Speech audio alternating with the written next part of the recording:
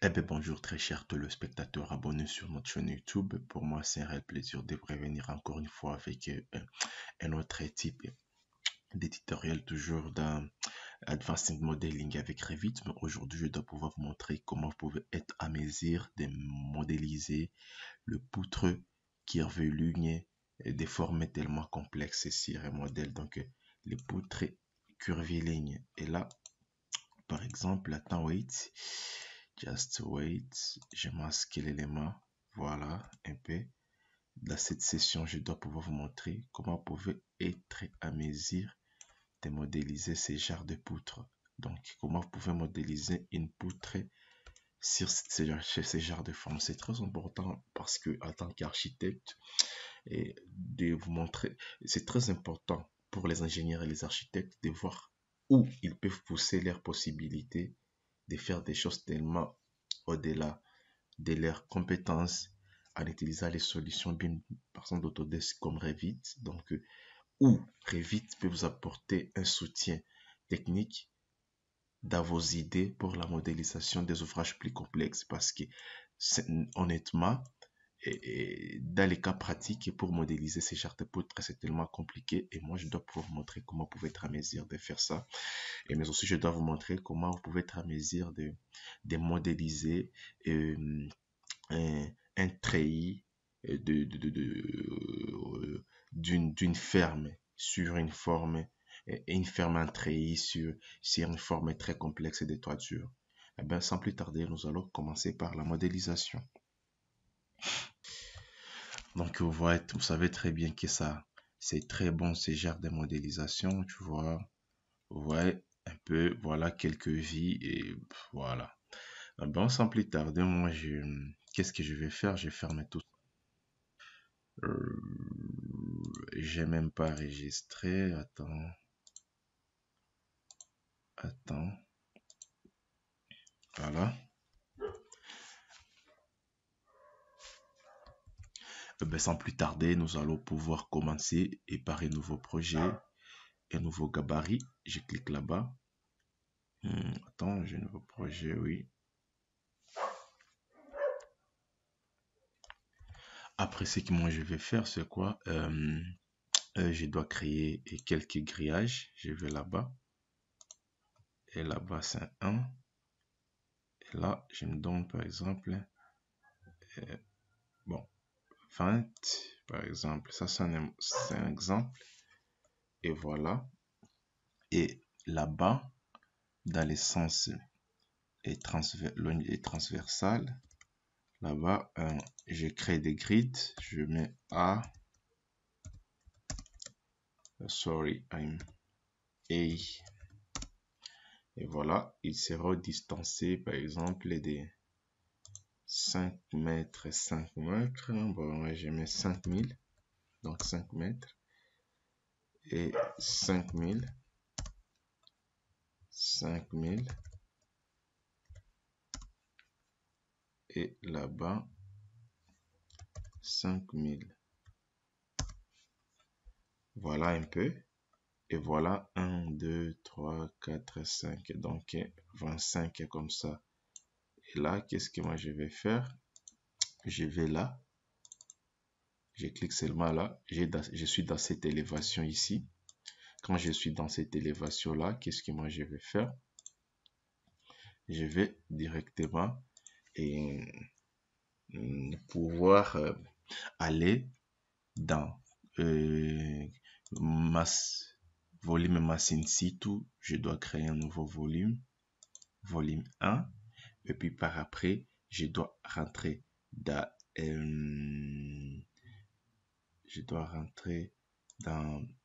dans level 1. Et là, qu'est-ce que moi je vais faire? Je vais mettre RP. Je vais créer des plans de référence juste là-bas. Donc des plans de référence là-bas. Et je vais cliquer et faire une copie multiple. Je dois mettre ça là-bas, là-bas, là-bas et là-bas. Après, et je dois mettre ça. Je dois les renommer. Là, je vais mettre par exemple 1, là-bas 2, là-bas 3, 4, 5 plans de référence. Et puis par après, je dois rentrer dans l'élévation sud.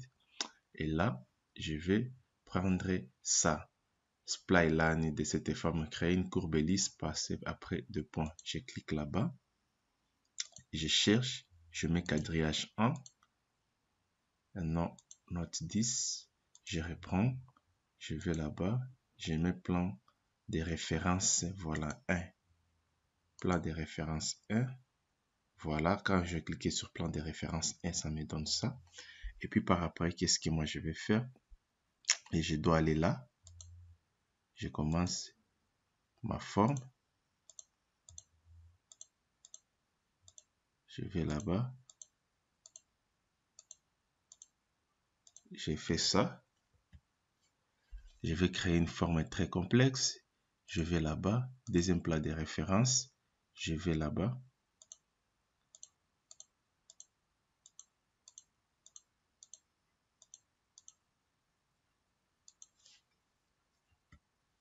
Deuxième plat de référence. Je vais là-bas. Troisième plat de référence. Troisième plat de référence. Je vais là-bas.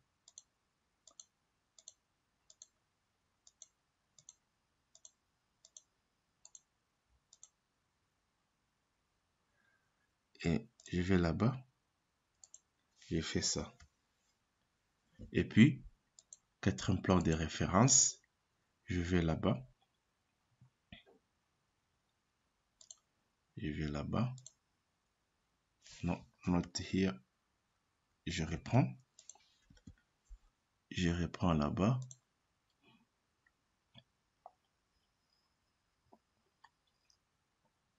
Oui. Je reprends là-bas. Je vais là.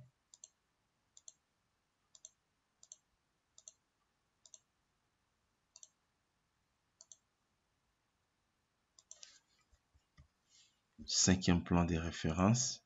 Je vais ça.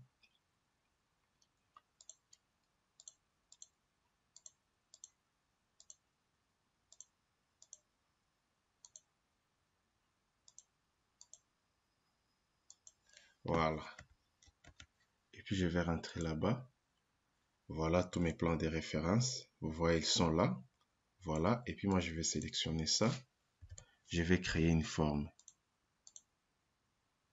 Voilà. Après avoir créé ma forme, voilà un peu la forme que je viens d'avoir sur l'ensemble de ma structure.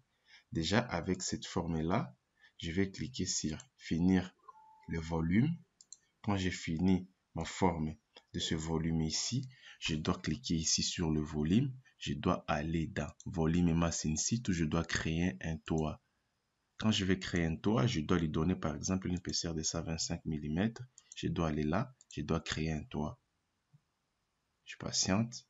Et voilà, quand tu vas voir ici au niveau des détails, tu vois là-bas, voilà un peu la forme de ma toit.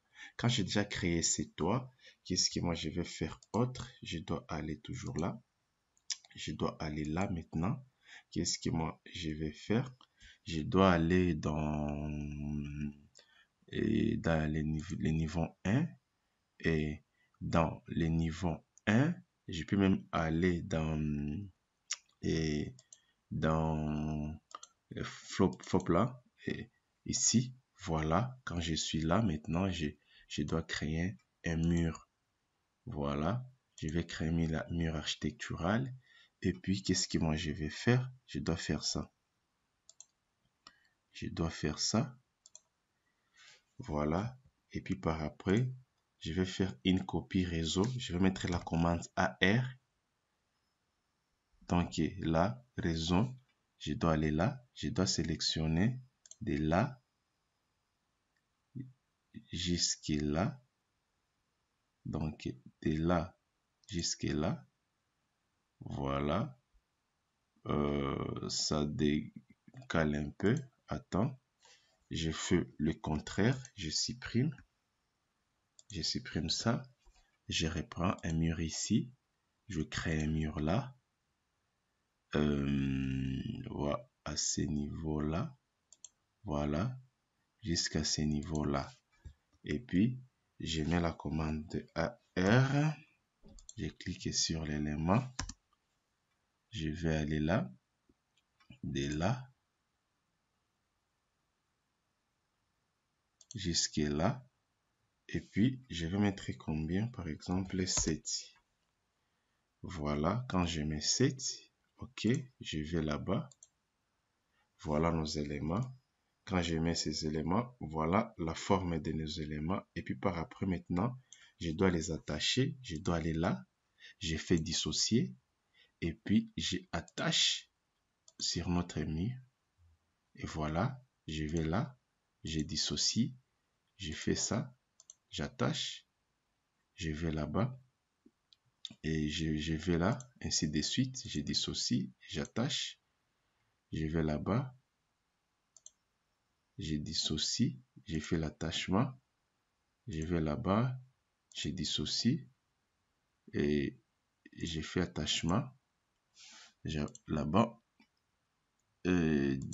attaché, ainsi de suite. Je vais là-bas, dissocier, attacher, et sorry, et là-bas, ainsi de suite. Je vais là, je dissocie, je fais ça, et je vais là-bas, je dissocie, attacher.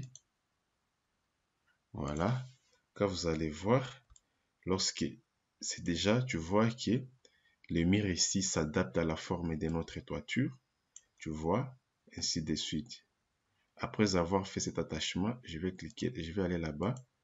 Je vais masquer d'abord ça temporairement. Donc, je vais temporairement masquer ça. Qu'est-ce que moi je vais faire? Je vais là-bas, je prends mon élément ici. Et puis, je vais masquer ça. Voilà, j'ai cette forme-là. Quand j'ai cette forme-là, directement, qu'est-ce que moi je vais faire? Je dois aller là, sur le poutre, structure, poutre. Quand je vais aller sur poutre, je vais voir au niveau des références, je dois faire un accrochage pour que ça puisse prendre cette forme ici avant de choisir une ligne en zone de dessin. Je dois faire un accrochage en 3 dimensions. Attends, je m'explique. Tu vois, quand je prends ça, si je vais prendre ici un mur, regarde, tu vois, ça ne prend pas la forme, mais ça me donne juste une poutre qui est droite. Tu vois, et ce n'est pas ce que je veux. Je veux que la poutre, je vais avoir une poutre adaptée à cette forme-là. Alors, qu'est-ce que moi je vais faire? Je dois aller là. J'ai cette forme-là. Et moi, je vais aller structure. Et structure, et je vais là, poutre. Et je vais aller accrochage en 3 dimensions. Je vais là. Voilà. Vous allez voir. Voilà, ça me donne la forme. Ça me donne la forme. Ainsi de suite. Voilà.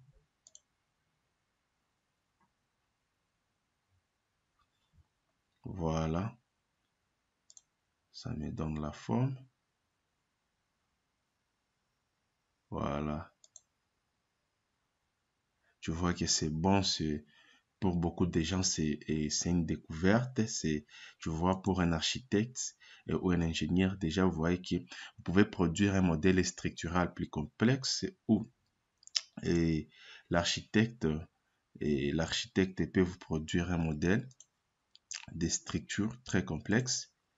Et vous, en tant qu'ingénieur, vous pouvez déjà produire une maquette. Ici, impossible de créer un, impossible de créer un USB BIM. Attends, je vais aller là-bas. Je vais aller là. Je crée.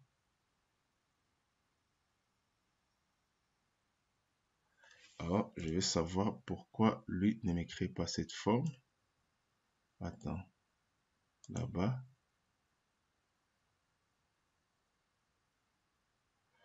Impossible, les BIM, tout. Bon. Ça, attends. Bon, c'est un exemple. Tu peux juste modifier les murs, ainsi de suite. Mais à part ça, voilà un peu la forme que nous avons. Et qu'est-ce que moi je vais faire? Je dois sélectionner ça, je supprime. Vous pouvez juste modifier la forme et vous allez supprimer ça et recréer de nouveau. Ça va vous donner tout ce que vous voulez là-bas. Ça, c'est juste un exemple. Bon, moi, je fais ça. Vous voyez, voilà un peu notre forme de nos poutres. Voilà. Autre chose maintenant qui se pose, c'est comment nous allons y attacher des pannes. Comment nous allons mettre les pannes adaptées à ce genre de modèles ici. Ça, c'est parmi les questions cruciales qu'on peut se poser. Et voilà, c'est très simple. Qu'est-ce que moi je vais faire? Je dois juste aller dans structure et poutres. Je dois charger une famille parce que je ne pourrais pas utiliser toujours les mêmes poutres. Et là, je vais aller dans Use Metric, Structural Framing et Use Tool. Et là, je vais sur Roll. Il y a UB Universal Beam. Là, c'est dans les normalisations américaines qui représentent en français, par exemple, les IPE. Et pour moi, je dois aller là. Je dois prendre les dés ici. Et puis, je vais cliquer OK. Et là-bas, j'ai déjà cette forme-là. Je dois aller dans Structure. Structure, je vais mettre système de poutre. Et là-bas, qu'est-ce que moi je vais faire? Je dois aller là pour mes systèmes de poutres. Je dois cliquer là-bas, choisir un support. Pour choisir un support, je dois créer des contraintes. Ça doit s'adapter en 3 dimensions. Et là, vous voyez, j'ai ça et j'ai ça. Et puis, je vais faire ça. Mes poutres réseau, je dois faire ça. Et je dois créer la direction de notre poutre. Je dois aller là. Je vais faire une direction. Et voilà. Et puis, je vais cliquer sur OK. L'esquisse, ah oui, il a raison. Là-bas, ce n'est pas bien fermé. OK. Et voilà, je dois cliquer. Vous voyez, ça, c'est le premier facteur. Mais il y a ici et il y a autre chose. Je n'ai pas pu définir la distance entre mes poutres. Voilà, je rentre là. Je dois définir une distance. Je mets 1000. Donc 1 mètre, 1000 mm parce que j'ai travaillé dans des millimètres. Et voilà. Voilà un peu. Et voilà. Voilà un peu nos poutres. Tu vois que c'est bon à voir. Tu vois que c'est bon à voir ici. Voilà. Ainsi de suite, nous pouvons encore faire un autre exemple ici. Voilà. Je dois toujours, non, not here. Just là, système de poutres. Et je dois cliquer ici sur ces éléments-là de support. Je fais ça, je fais ça. Je vais là-bas. Tu vois que c'est bon, c'est vraiment bon. Et là-bas. Et puis par après, je dois faire ça. Non, I forget something. I'm really sorry. Yeah, je dois aller sur direction. Et voilà. Et après, je clique sur OK. Voilà. Voilà. Et ainsi de suite. Et voilà un peu. Nos poutres sont là, sur cette forme-là. Nos poutres sont là. Donc, vous pouvez concevoir une géométrie selon dont vous voulez. Et puis voilà, les poutres vont s'adapter et s'ajuster par rapport à votre forme. Comme je vous avais montré et dans cette vidéo ici, tu vois. Donc, tu vois là, ça s'adapte à la forme. Tu vois là, tu vois que ça s'adapte à cette forme-là, ainsi de suite. Donc, la forme que vous voulez donner à votre modèle, c'est qui va vous permettre d'avoir une géométrie. Mais le plus important pour moi, c'est voir comment vous pouvez avoir créer une structure en poutre curviligne sur une géométrie très complexe d'une toiture en coque. Ça, c'était parmi mes objectifs. Et voilà, après, nous pouvons juste aller là et afficher. Voilà. Et voilà notre élément qui est là. Et nos poutres sont là. Vous voyez que ça fait 10 bien sûr. Et sur une couverture en coque. Et au moins d'avoir nos poutres. Tu vois là, elles sont là-bas. Tu vois, elles sont là-bas qui se sont adaptées par rapport à notre forme. Et ainsi de suite, vous pouvez modéliser autant que vous voulez. Tu vois par exemple ici, vous pouvez modéliser la forme, vous pouvez modéliser la géométrie, bien faire votre géométrie modélisée, augmenter la hauteur et tout ça, très bien faire la modélisation pour que par exemple, ça ne puisse pas s'afficher. Vous pouvez aller encore dans la masse in situ et modéliser, modifier cette forme-là des splines, augmenter la hauteur et puis tu vas voir que ça va s'adapter, ça va être très génial. L'objectif pour moi était d'abord de vous montrer comment vous pouvez être à mesure et sur une forme complexe et d'une toiture en coque, comment vous pouvez y ajouter un élément de structure sur tous les poutres et les pannes. Merci beaucoup pour votre attention et on se retrouve à une autre session dédiée toujours à Revit où je dois pouvoir vous faire découvrir des nouvelles choses. Et merci, je suis sûr et certain que cette vidéo va vous plaire. Si elle vous a plu, n'hésitez pas à faire un pouce bleu, un grand j'aime et à faire un max de partage avec votre réseau. Merci beaucoup et on se retrouve à tout à l'heure.